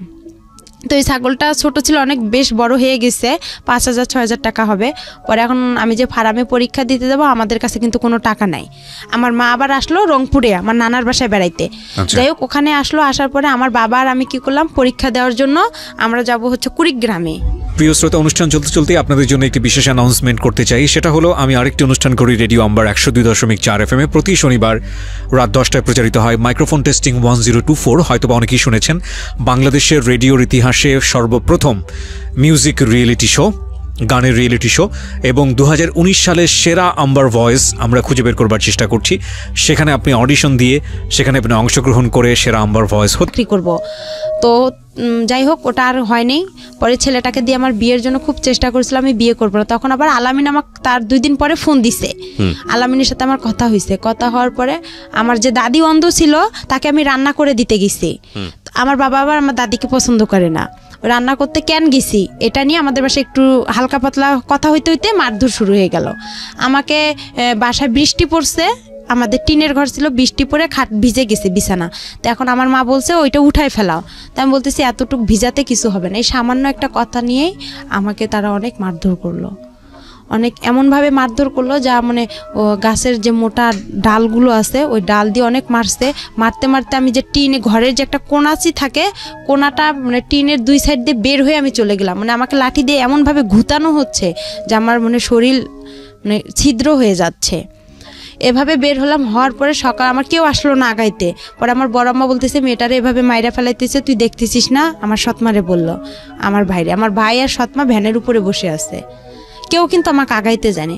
পরে আমার ওই বড় আম্মা এসে দরজা, একরামুল তুই দরজা খোল, মেয়েটারে কি মেরে ফেলবি, এভাবে বলার পরে দরজাটা খুলে দিল। পরে সকাল হয়েছে, হওয়ার পরে আমি আবার কি করছি, আমার মার সাথে আবার সকালে আবার আমার বাবা ঝগড়া লেগে গেছে। লাগার পরে পরে আবার কি করছে আমার বাবা, বলতেছে তুই চলে যা, আমার মা চলে যাবে দাদার বাড়ি, নানার বাসায় ওনার ছেলেকে নিয়ে। তার আমি বলতেছি আমিও আমার মার কাছে চলে যাব, আমার নিজের মার কাছে চলে যাব, আমার মোবাইলটা নিয়ে দেন, আমি মোবাইলটা বিক্রি করলে আমার টাকা হবে, এই টাকা নিয়ে আমি চলে যাব। এভাবে বলার পরে দেখা যায় আমার বাসায় আর কি, আমার ওই গ্রাম অঞ্চলে আমার যে দাদা ছিল বিচারক, উনি এসে আর কি যাই হোক করতেছে, দরকার নেই কেউ কারো কোথাও যাওয়ার দরকার নেই, একরামুল তুই ভালো হ, মেয়ে এখন একটু বড় হয়েছে, বিয়ের শাদীর ঘর আসবে, এখন তুই ভালো হওয়ার পরে এভাবেই যাই হোক হয়ে গেল। হওয়ার পরে চুপচাপ সবাই, সন্ধ্যা লাগছে, সন্ধ্যার সময় আমার বাবা দোকানে গেছে, ভাই বাহিরে, মা রান্না করতেছে। আর আমার মা আবার ওই যে রংপুরে আমি যেদিন পরীক্ষা দিতে গেলাম সেদিন আমার মা ওখান থেকে ঘর বিক্রি করে 5,000 টাকা নিয়ে আসছে। ওখানে যে আমার আগের ঘর বাড়িগুলো ছিল রংপুরে নানার বাসায়, ওগুলো সব বিক্রি করে চলে আসছে ওরা। তখন ওই 5,000 টাকা নিয়ে আসছে। ওই 5,000 টাকা আমি কি করছি, ওই ছেলেকে, আমার চাচিকে বলছি যে চাচি ওই ছেলেটাকে বলেন তো আমার আর মারধর ভালো লাগে না, আমার খারাপ লাগতেছে অনেক, খুব কান্না করছি তার কাছে। করার পরে সে পরে বলতেছে, আমি বলতেছি রানাকে বলেন, ওই যে ছেলে মিস্ত্রি ওর নাম ছিল রানা। পরে আমি বলতেছি রানাকে বলেন আপনি, দেখেন ও আমাকে আমার মার কাছে রেখে আসবে নাকি। কয় কি না, তুমি এই কথা বললে কি সে তোমাকে নিয়ে যাবে, তুমি বলতে হবে যে আমি তোমাকে বিয়ে করলে সে তোমাকে আগায় রেখে আসবে, আর 5,000 টাকা দিয়ে কি হবে। এই কথা বলে আমি বলতেছি আচ্ছা ঠিক আছে, আমার নাকের নটটা আছে, এটাও আপনার কাছে রাইখেন, এটা আপনি বিক্রি করে নিয়েন। আমি ভাবলাম যে সবারই তো একটু না একটু লোভ আছে। পরে এভাবে সন্ধ্যা লাগছে, আমার সবাই দিক ওদিক হয়েছে, আমি 5,000 টাকা নিছি। আর আমার ব্যাগের কাপড় চোপড় আগে থেকে আমার ওই চাচির ঘরে ছিল, ওই কাপড় চোপড় নিয়ে ছেলেটা আসছে সন্ধ্যার দিক দিয়ে, ছেলেটা আগে থেকেই বাহিরে ছিল, ও মানে সাইকেল নিয়ে। পরে ওই ছেলেটা আসছে সন্ধ্যার দিক দিয়ে আমি ছেলেটার সঙ্গে চলে গেছি। ছেলেটা অনেক জোরে মানে ভয় পাচ্ছে। আর আমার আব্বু একটু মানে পুলিশ থানায় করতো, আওয়ামী লীগ করতো। পরে সে কী করছে, আবার খবর পাইছে সঙ্গে সঙ্গে যে আমি বাসা থেকে খোঁজাখুঁজি করছে আমাকে, মা দেখছে এসে টাকাও নাই, আমি তো পালাই আসছি। পরে ছেলেটা অনেক জোরে সাইকেল চালাইতে এক বাসায় এসে বলতেছে একে একটু ভ্যানে উঠাই দেন। পরে আমাকে ওখানে আবার অনেক পুলিশ, গ্যাঞ্জাম হচ্ছে রাস্তায়, ছেলেটা আবার খুব ভয় পাইতো, মানে একটু মূর্খ ছিল, খুব পুলিশ ভয় পেতো। পরে বলতেছে উনারা আবার কী করলো, আমাকে ভ্যানে উঠে হাফ রাস্তা পার করে দিল, যে জায়গাটা গ্যাঞ্জাম। পরে ওই জায়গাটা আমি গেলাম, যাওয়ার পরে ছেলেটা আবার আমাকে সাইকেলে উঠায় নিল। নেওয়ার পরে সে অনেক জোরে সাইকেল ছাড়ছে। পরে আমি রাস্তায় পড়ে গেছিলাম, গড়তে অনেক দূরে চলে গেছিলাম, মাথায় ব্যথা পেয়েছিলাম, কোমরেও আঘাত পেয়েছিলাম, অ্যাক্সিডেন্ট হয়েছে। হ্যাঁ। পরে হওয়ার পরে সে আমাকে তার মামির বাসায় নিয়ে গেল। নিয়ে যাওয়ার পরে তার মামাতো বোনেরা আমার ব্যাগটা খুলে দেখলো কি আছে। যখন 500 টাকা নোট ছিল, গ্রাম অঞ্চল, 5,000 টাকা পাইছে তারা মানে খুবই একদম খুশি হয়ে গেল। পরে আমি বলতেছি যে আমার মাথায় পানি ঢালা হইলো, আমাকে পানি খাওয়ানো হয়েছিল। হওয়ার পরে আমি একটু হালকা ভালো লাগতেছিল। পরে বলতেছে ছেলেটা আমার ঘরে একাই, ওরা সবাই বের হয়ে ছেলেটাকে আমার ঘরে রেখে আসছে। পরে ছেলেটা আমার গায়ে টাচ করতে চাচ্ছে। আমি বলতেছি আপনি আমাকে টাচ করবেন কারণ আপনাকে না আমি বলছি যে আমার মার কাছে রাখতে হবে। তো বলতেছে আপনি না বলছেন আপনার চাচিকে বিয়ে করবেন আপনি আমাকে। আমি বলতেছি আমি তো একটা ছেলেকে সম্পর্ক করি, আমি একটা ছেলেকে খুব ভালোবাসি, আর আমি আপনাকে বিয়ে করতে পারবো না, আর আপনাকে আমার ভালো লাগতে হবে। আমি তাকে এভাবে বুঝাই বলছি, আপনি কেন বুঝতেছেন? আমার সৎমাও তো আপনার সাথে বিয়ের কথা বলছে, আমি তো বলেই দিচ্ছি যে না আমি আপনাকে বিয়ে করতে পারবো না। তারপরে বলতেছে যদি না হয়, তার মামা বলতেছে, আমার ওই মামা শ্বশুর বলতেছে তাহলে তোমার বাবাকে ডাক দিব। পরে আমি বলতেছি বাবার যদি ডাক দেয় তাহলে তো আমার অবস্থা আরও খারাপ আছে, তাহলে আমার এই দুনিয়াতেই রাখবে না, তাহলে আমার কি হবে। পরে এখন ওই রাতেই যাই হোক ওরা আমাকে ওই রাতের 1টা বাজে ওরা আমাকে কাজী অফিসে নিয়ে গেল, নিয়ে যায় ওখানে আমার বিয়ে পড়াবে। পরে এখন কবুল বলতে বলছে তখন আমি একটা কবুল বলছি, আর বাকি 2টা বলিনি। না বলে আমি ইচ্ছা করেই আমি ওখানে মাথা ঘুরে পড়ে গেছি। পড়ে যাওয়ার পরে আধা ঘন্টার মতন আমি নিঃশ্বাস নেই না, মানে ওরা আমার কাছ থেকে যখন সরে যায় আমি তখন নিঃশ্বাসটা নিয়ে আবার নিঃশ্বাস বন্ধ করে রাখি, এভাবে আর কবুল বলিনি। পরে কাজী বলতেছে কবুল বলতে হবে না, আর আপনারা নিয়ে যান, সমস্যা নাই। পরে তার বাসায় আর সরাসরি আনে, তার বোনের বাসায় রাখছিল আমাকে, ওখান থেকে সকালবেলা আমাকে ওই ছেলে নিয়ে আসছে। পরে নিয়ে আসার পরে দেখি ছেলেটা মানে মূর্খ তো একদম, একগুলো জুতা পরছে অনেক বড় বড়, একটা পাঞ্জাবি পরছে অনেক ঢিলা, অনেক কীরকম। আমার কাছে খুব খারাপ লাগছিল যে এই ছেলে এসব পরছে কেন। আবার ওই যে বরের যে টুপিগুলো মাথায় দেয় ওগুলো পরছে। আমি বলতেছি এটা কি কোনো পাগল না আশ্চর্য, যেগুলো কি। আমি কিন্তু ভাই গ্রামে সেরকম বড় হয়নি, আমি যে সৎ নানার বাসায় বড় হয়েছি, মানে একটা ভালো ফ্যামিলিতে বড় হয়েছি। অত্যাচার হলেও একটা মানে পরিবেশ বুঝতে পেরেছি। হ্যাঁ, তারপরে আর কি আমি ওসব আমার কাছে খুব খারাপ লাগছে। আয়সা দেখলাম, ওদের বাসা আসলাম, সবাই বলতেছে যে আসতেছে, বলতেছে এই মেয়েটা কে, কই থেকে আসছে, এত সুন্দর মেয়ে। পরে আমার চুল দেখে সবাই পাগল হয়ে গেছে, আমার চুল মাশাআল্লাহ অনেক বড়, বলতেছে মেয়েটা এত সুন্দর, বলতেছে রানার বউ। না, এটা বিশ্বাসই হয় না, এটা কোনো ভদ্র ঘরের মেয়ে। এর তো গেট আপ দেখে, একটা ছেলে বলতেছে এর গেট আপ দেখে বোঝা যায় না, ছেলেটা শিক্ষিত ছিল। বলতেছে আপু কই থেকে আসছেন, তা আমি বলতেছি যে আমি রানার বউ। পরে বিশ্বাস করে না কেউ। পরে যাই হোক ওনার বাসায় আসে দেখি ওনার বাসা ভেয়ে কিছু নাই, শুধু একটা চৌকি ছিল, একটা টেবিল ছিল। আর আমার মা সৎমা বলছিল তারা অনেক বড় লোক ছিল, তারা সেই রকম ফ্যামিলি। পরে যাই হোক এভাবে যাওয়ার পরে তার সাথে আমার 5-6 দিন, কিন্তু তাকে যে আমি টাচ করতে দেইনি। আমি এখানে একটা কথা বলি আপনাকে, এই ছেলেটার নাম ছিল রানা। জি। এর সঙ্গে বিয়েটা দিল কে তাহলে আপনার? আমি যে তার মামার বাসায় আসলাম, পালায় যে তার সঙ্গে আসলাম, তার মামার বাসায় উঠলাম। তারা যে আমার পরিচয়টা কিভাবে হয়েছিল রানার সঙ্গে? পরিচয়টা হয়েছিল আমাদের বাসার পাশে যে চাচার বাসা, সে রানার সঙ্গে পালিয়েছিলেন কেন? পালিয়েছিলাম ওই যে বাবা যে মারধর করলো আমাকে, মারধর করলো, তখন আমি আর খুব চিন্তা করলাম যে এত মার খাইছে, আমি আমার মার কাছে চলে যাব। বেছে নিলেন রানাকে কেন বেছে নিলাম, ও একটু হাবা বোবা টাইপের ছিল। আচ্ছা, তো আপনি হাবাগোবা মনে করে ওর হাত ধরেছেন, ও আপনাকে হাবাগোবা বানিয়ে দিয়েছে। যাই হোক তারপরে যাই হোক ওই 5,000 টাকার কারণে ওরা আমাকে এরকম করছে। পরে যাই হোক আমি যখন আসলাম, পরে আসার পরে একটা মহিলা আমাকে জিজ্ঞাসা করতেছে তুমি কি এটা ইচ্ছা করে বিয়ে করছো না, এটাতে কোনো সমস্যা আছে? আমি চুড়ি পরতেছি না, নাকে ফুল পরতেছি না, আমি বলতেছি আমাকে এসব ভালো লাগে না, আমি এসব পরবো না। তখন বলতেছে কেন পড়বা না, ওই আমার খালাটা বলতেছে, ওর খালা শাশুড়ি। তো আমি বলতেছি যে আপনাকে একটা সত্যি কথা বলবো? তো বলতেছে বলো। আমি বলতেছি আমার বাসা এখানে, আমি এভাবে আসছি। তখন আমি তার পা চিপে ধরছি, ধরে খুব কান্না করছি ভাইয়া, মানে এতটা পরিমাণের কান্না করছি যে আমাকে আপনারা একটু হেল্প করেন, আমি ওর সঙ্গে থাকবো না। তখন আমার কাছে ফোন টোন কোনো কিছুই ছিল না। আর ওখানে আরেকটা বিষয় যে আমি যখন ওই ছেলেটা আমার ঘরে একা টাচ করতে গেছিলো ভাইয়া, আমি বললাম যে আপনি আমাকে টাচ করেন, আপনার সাথে তো আমার বিয়ের কথা না, আপনি তো আমাকে মার কাছে রেখে আসবেন, আপনি কেন এসব করতেছেন? তখন বললো যে আপনার বাবাকে ডাক দিব। পরে তখন আমি কি করলাম, কাজী ফার্মে ফোন দিছিলাম। কাজী ফার্মে ফোন দিয়ে ওখানে এক প্রদীপ নামে ভাইয়া ছিল, ওর কাছে কথা বললাম যে ভাইয়া আমি এরকম সমস্যায় পড়ছি, আপনি কি বলেন? আমি পারবো না, আমি আমার মার কাছে যাবো, নাহলে আলামিনকে একটু বলেন না কষ্ট করে, ও আমাকে এখান থেকে নিয়ে যাক, নাহলে আমাকে বিয়ে করুক। বলতেছে না, ও তোমাকে কখনোই বিয়ে করবে না, তুমি এসব বাদ দিয়ে দাও, ওই ছেলেকেই বিয়ে করো। পরে এভাবে বিয়েটা হয়ে গেল। হওয়ার পরে আমি যখন ওই যে আসলাম, আমার খালা শাশুড়ির সব কিছু বললাম। পরে ওনার পা চিপে ধরছিলাম, ধরার পরে বললাম যে এরকম দেখেন, আমাকে একটু সহযোগিতা করেন। পরে ভাইয়া ওখানে 2 দিন থাকার পরে ছেলেটার মার সাথে আমার ঝগড়া লেগে গেল। আমাকে বলতেছে তুমি আমার ছেলেকে আমার কাছ থেকে কাইরা নিছো। আমি কই আপনার ছেলে আমি কাইরা নিছি, এটা সত্যি কথা, আমি আপনারা বেশি কিছু করবেন, আমি নারী নির্যাতনের কেস করব। আমি আপনার ছেলেকে বিয়ে করিনি, আর আপনার ছেলের সঙ্গে আমি থাকবো কিসের জন্য? আমি ভালোবাসি আলামিনকে। তখন ওখানেও আলামিনের সাথে আমার কথা চলে ওই খালা শাশুড়ির মোবাইল থেকে। পরে আলামিন সব কিছুই খালা শাশুড়ির বলে নতুন জীবন শুরু করছে, সংসার করো। 5 দিন তার সাথে আমার খাওয়া দাওয়া হয়, ওর সাথে সেভাবে খাওয়া দাওয়া না। ওর সাথে একটা ঈদ হয়, আমার কুরবানি ঈদ হয়। কুরবানি ঈদে সে আমার কোনো কাপড় চোপড় এনে দেয় না, শুধু আপনার কম দামি একটা জামা, একটা সালোয়ার এনে দেয়, ওইটা দিয়ে আমি ঈদ করার পর আমি বলছি ঈদের পরে ওকে আমি ছেড়ে চলে যাব। আমার খালা শাশুড়িকে বলছি, এই নিয়ে আমার বিচারও বাসায় বসছিল। পরে আমার বাবা মাও মাইনা নিছিল ওই ছেলেকে নিয়ে। আমার বাবা মা বলছিল আচ্ছা ঠিক আছে মেনে নিছি আমরা। পরে বলার পরে কয়েকদিন পরে ঝগড়া লাগার পরে আমার বাবার বাসা থেকে লোক আসলো, গ্রাম থেকে লোক আসলো। পরে এখন আমার বাবা আমার সাথে কথা বলে, কয় কি ওকে এখনই ছাড়ার দরকার নাই, ওই কাবিননামা কত করছে? আমি বলি কাবিননামা 1 লক্ষ টাকা করছে। কয় ওই 1 লক্ষ টাকা আমরা ওর কাছ থেকে নিব, নিয়ে তোকে নিয়ে আসবো। আমার বাবা এবার একটু লুভি টাইপের, সে যখন ওই কথা বলল তখন আমি আবার কি করলাম, বলতেছি না, আমি মনে মনে চিন্তা করলাম যে আমার বাবার এই কথা শুনলে আমার এই জীবনটা নষ্ট হয়ে যাবে। পরে আমি খালা শাশুড়ি কাজ ছেলেটাকে ভয় দেখাইলাম যে আমি নারী নির্যাতনে কেস করবো, নাহলে আমি ফাঁসি নোটকে মরে যাবো এখানে, আপনি আমাকে ছেড়ে দেন, নাহলে আমি আপনাকে ছেড়ে দিব। তো পরে বলতেছে না, আপনি আমাকে ছেড়ে দেন, আমি আপনাকে ছেড়ে দিতে পারবো না, কেন আপনার বাবা থানা পুলিশ করে, পরে আমার একটা সমস্যা করবে, এগুলোকে করবে, আমার পক্ষে সম্ভব না, এভাবে বলতেছে। পরে যাই হোক বলার পরে আমি কি করলাম, একদিন 2-3 দিন পরে বিচার সালিশ হয়ে গেল। হওয়ার পরে চুপ করে আমার খালা শাশুড়িকে বলছি যে আমি ওকে সাইরা দিতে যাব কুরবানি ঈদের 2-3 দিন পরে। বলার পরে ওই ছেলেটাকে নিয়ে আমি রংপুরে আসলাম কোর্টে আসার পরে ওকে আমি ওখান থেকে কোর্ট তালাক করছি। পরে ওখানে উকিল বলতেছে এই বিয়ে দিছে কে, এই বিয়ে যে দিছে তার আগে জেল হওয়ার দরকার।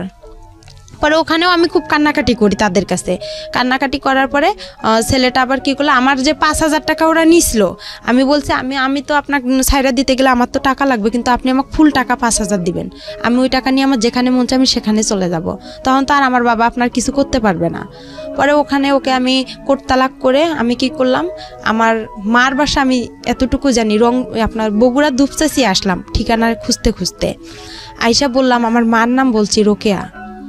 আর রোকেয়া বলার পরে তখন আসল মা, হ্যাঁ আসল মার কাছে আসলাম। কত বছর বয়সে? তখন আমার বয়স হবে হয়তো এইটে পড়েন আপনি, ওই সময়ের বয়স মানে 14 থেকে 15 বছর বয়স। হ্যাঁ, এই জীবনের প্রথম আসল মাকে দেখতে যাচ্ছেন। হ্যাঁ, ওকে। তারপর মার কাছে আসলাম, ওখানে খুঁজতে খুঁজতে আসার পরে মাকে এসে সবকিছু বললাম যে আমার এরকম একটা বিয়ে হয়ে গেছে, এরকম। আমার মা আবার আমার বাবাকে ভয় পাচ্ছে, অনেক ভয় পাওয়ার কারণে পরে আর কি যাই হোক ভয় পাইতেছে। পরে আমি বলতেছি কিছু হবে না, কোনো সমস্যা না। ভয় পাচ্ছে আমার বাবা থানা পুলিশ করে, সে যদি আবার কেস করে আমার মার উপর। আর আমার মার উপর কেস করেছিল আপনার বাবা?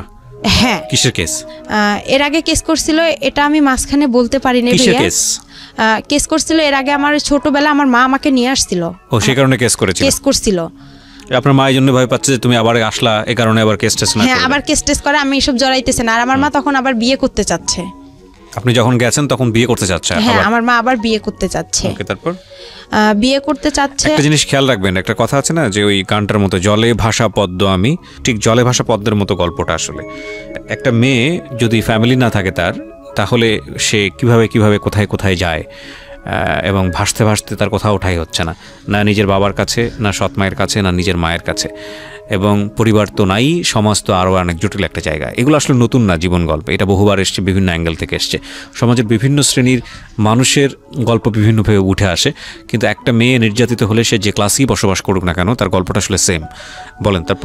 তারপরে যাই হোক ওখানে আসলাম, মা সবাই আমাকে ভয় পাচ্ছে, তো বড় হয়ে গেছি, টাকা পয়সা অনেক লাগবে, অনেক কিছু বিষয় আছে এখানে। তখন মা কি করলো, বলতেছে দরকার নেই। তখন আমার মার ফোনে আবার একজন ছেলে ফোন দেয়, তখন আরও বেশি কষ্ট লাগলো। আরে আমি তো মার বয়সের, এগুলা কাজ করার কথা আমার, আর এই কাজগুলো আমার মা করতেছে, মানে খুব কষ্ট লাগছিল। লাগার পরে আমার মা কি করলো, আমার মামির কাছে পাঠাই দিল, খিলগাঁও তালতলা, এখানে আবার আমার মামি থাকে, উনিও গার্মেন্টস করে, ওখানে পাঠাই দিল। দেওয়ার পরে ওখানে মামির কাছে আসলাম। আসার পরে মামির ওখানে আসলাম, মামিও মনে করেন চাকরি করে গার্মেন্টসের। আর ওই মামির মেয়ে, ছোট মেয়ে আছে, উনি আবার হচ্ছে ডাক্তারি চাকরি করে, কিন্তু ওরা একটু লুবি টাইপের। আমার মা আবার রিং দিছিল আমার কানের। আমি যখন আমার নিজের মার কাছে গেলাম ভাইয়া, তখন আমার মা রিং, নুপুর দিছিল, একটা আংটি, চেন, মানে আর কি জিনিস, স্বর্ণের জিনিস দিছিল। তখন এগুলো আর কি করলো, আমার মামি বিক্রি করলো। আমি তো গার্মেন্টসে চাকরি পাইতেছি না, তখন চাকরি হচ্ছে না। পরে কি করলো, আমার সাথে খুব ঝগড়াঝাটি হয়ে গেল, খুব অশান্তি শুরু হইলো। অশান্তি হওয়ার পরে আমার মামাতো বোনটার কাছে গেলাম, আমার মামাতো বোনের বিয়ে হয়েছে আবার ওখানেই, ওনার মেয়ের। পরে ওনার কাছে গেলাম, যার পর ওনার শ্বশুর শাশুড়ি আমার খুব ভালোবাসলো, অনেক আদর টাদর করে। থাকার পরে ওখানে দেখা যায় 1 মাস থাকলাম, থাকার পরে আমার চাকরি হচ্ছে না, মামি কি খাওয়ায় না খাওয়ায়, এই এক কথায় দুই কথায় তার সাথে আমার খুব অশান্তি শুরু হয়ে গেল। আর একটা জিনিস, আমার মামা আসতো, আমার মামার আবার ছিল 2টা বউ, বড় বউ ছিল, উনি আবার ছোট বউ, আমি ছোট বউয়ের কাছে ছিলাম, ওখানে আসতো। তো আমি যে ভাগ্নি, তারা যে একটা ফিজিক্যাল রিলেশন হইতো, এটা আমার খুব খারাপ লাগতো। আমি তো তাদের মেয়ের বয়সের, আমার সামনে করতো, আমিও তো বুঝতাম, হালকা পাতলা বুঝতাম, কিন্তু তারা বুঝতো না যে আমি তার ভাগ্নি বা তার ননদের মেয়ে। এগুলো আমি কি করতাম, আশেপাশে যে ভাড়াইটা ছিল তাদের কাছে বলতাম। তারা আবার কি করতো, অনেকে ভালো ছিল, অনেকে খারাপ ছিল। এইটা নিয়ে আবার আমার মামির সাথে ঝগড়া হইতো। হওয়ার পরে এক কথায় দুই কথা আমার মামি আমাকে বলছে তুই চলে যা। তখন আমি চিন্তা করছি আমি কই চলে যাব। তখন আমি কি করলাম, ওই যে আমার যে মামাতো বোন আছে, ওর বাসা হচ্ছে আপনার মগবাজারে, ওই মগবাজারে ওর আবার শাশুড়ির বাসার পরের আর একটা বাসা আছে, ওই আন্টিকে বললাম যে আন্টি এরকম ওখানে তো আমার হচ্ছে না, তো আপনি আমাকে এদিকে একটা মেস ভাড়া করে দেন, আমি যাই হোক যা বিক্রি করে হলেও দিব। আমার যা কাপড় চোপড় আছে বা যাই হোক, মানুষের বাসায় কাজ করে হলেও থাকবো, কিন্তু ওখানে আমি থাকতে পারবো না। আর আমার মামির মানে কিছু রং ছিল। তারপরে যাই হোক এভাবে আমি ওখান থেকে ওখানে আরেকটা বাসায় আসলাম। আসার পরে ওখানে আর আমি কি বিদেশ যে মানুষ পাঠায়, বিদেশ বাসা পাইলাম। মামির বাসা থেকে আরেক মেসে আসলাম। ওই মহিলা আবার আমাকে নিবেন। ওখানে আমার মামাতো বোন আমাকে অনেক মারছিল।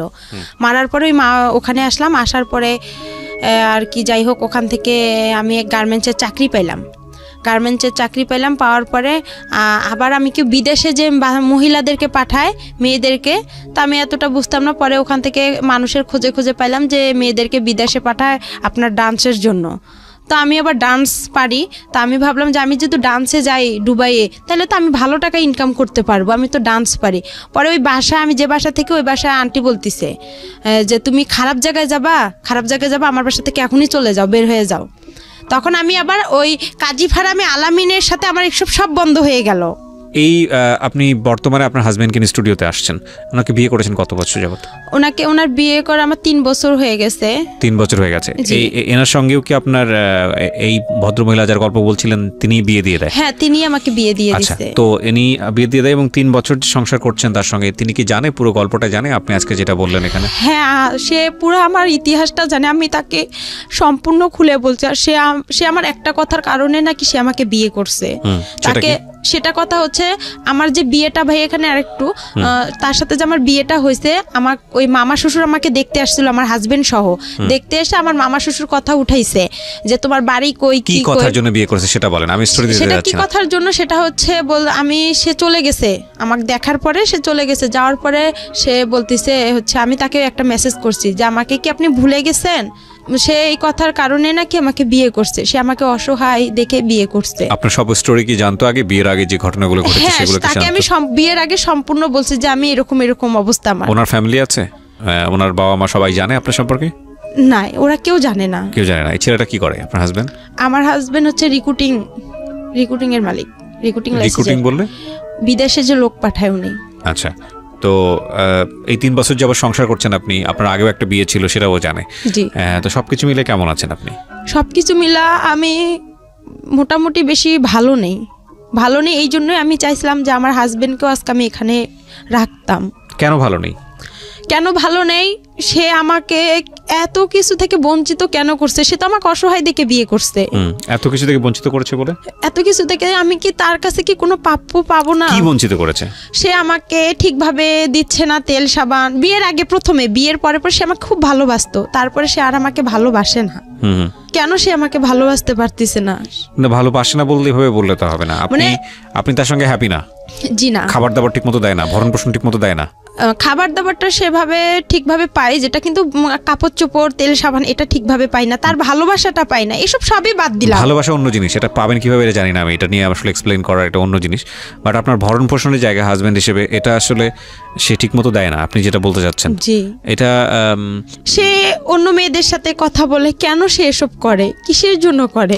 কেন? এটা অন্য ডাইমেনশন। আমি এই জায়গাটায় নাই বাজাই, আমি বরং আপনার হাজবেন্ড এতটুকু শুনলে হয়তো সে মন খারাপ করবে, তার সেই জায়গাটা থেকে আমি বরং এটা বলবো যে এগুলো না বলাটাই ভালো পাবলিকলি, কারণ যেহেতু আপনি এক্সিস্টিং তার সঙ্গে আছেন, এই বিষয়গুলো আপনাদের নিজেদের মধ্যে মিটিগেট করে ফেলাটা না। আমি এখানে আরেকটা কথা বলতে চাই যে আমি যেরকম আমি তো ভাইয়া সম্পূর্ণ কথা, আমি যেরকম আজকে পরিস্থিতিতে আসি, আমি শুধু একটা কথাই বলতে চাই যে আমি যে ভুলগুলো করছি, এই ভুলগুলো যাতে। ভুল কি এখানে? আমার এখানে অনেক ভুল আছে। আপনি আমাকে একটু সময় দেন। আপনার ভুলটা কি বলেন? আপনি আমায় এতক্ষণ ধরে আপনি বললেন, আমি তো ভুলই খুঁজে পাইনি আপনার। আমার ভুল হচ্ছে প্রথমত আমি যে আলামিনের সাথে সম্পর্কটা করছি, এটা প্রথমত ভুল।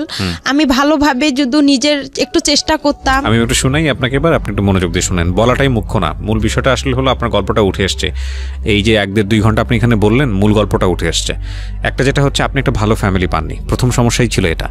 আপনি যদি একটা ভালো ফ্যামিলি পেতেন, আপনার যদি গাইড করার মতো মানুষ থাকতো, তাহলে আপনার জীবনটা অন্যরকম হতে পারতো। দুঃখজনক হলেও সত্য যে আপনি সেটা পান নাই। এরপরে এই যে অল্প বয়সে যে প্রেমের সম্পর্কে জড়িয়ে যাওয়া, বা একটা ছেলের সঙ্গে আপনি ঘর থেকে বের হলেন আসল মায়ের কাছে ফেরার জন্যে, এবং সে আসল মাই আসল মায়ের ইন্টারেস্টিং দেখেন, ও সৎ মায়ের কাছে দিন যাবত থাকলো, কখনো সৎ মায়ের কাছে থাকতে পারলো না, বাবার কাছে গেল, বাবার কাছে গিয়েও সেখানেও থাকতে পারলো না, আবার সৎ মায়ের কাছে আসলো, সৎ মায়ের কাছেও থাকতে পারলো না। তখন মনে হলো যে না, আসল মায়ের কাছে ফিরে যাবো। সেই জন্য সে একটা ছেলের হাত ধরে আসল মায়ের কাছে আসতে চাইলো। ওই ছেলে আবার তাকে ট্র্যাপে ফেলে বিয়ে করে ফেললো। ফেললো, বিয়ে করে ফেলে তারপরে শেষ পর্যন্ত ওখান থেকে সে ছাড়া পেলো, ছাড়া পেয়ে সে তারপরে গেল হচ্ছে হলো আসল মায়ের কাছে। আসল মায়ের কাছে যাওয়ার পরে সেখানেও সে থাকতে পারলো না, দেখলো যে আসল মা তাকে রাখবে না কেসের ভয়, কারণ সে আরেকটা বিয়ে করার প্ল্যান করছে। সুতরাং এই পরিণত বয়সের একটা মেয়েকে দেশে কী করবে, সেখান থেকে সে আবার গার্মেন্টসে চলে আসলো, গার্মেন্টসে চলে এসে একটা মানুষের সঙ্গে তার পরিচয় হলো। সেই মানুষের সঙ্গে পরিচয় হওয়ার পরে, একটু থামেন প্লিজ, একটু হ্যাঁ নিজেকে কন্ট্রোল করেন। সেই মানুষের সঙ্গে পরিচয় হওয়ার পরে সে আলটিমেটলি হচ্ছে হলো একজনকে বিয়ে করলো। আপনার হাজব্যান্ডকে আমি অবশ্যই ধন্যবাদ জানাবো যে এত কিছু জানার পরে সে আপনাকে রিসিভ করেছে। 8-10টা ছেলের মতো সে না, সেই জায়গাটা থেকে সে প্রশংসা পাওয়ার যোগ্য। ঠিক আছে, ওনার জীবনে ভয়ঙ্কর রকমভাবে কষ্ট আছে, এটা অস্বীকার করার কোনো উপায় নাই।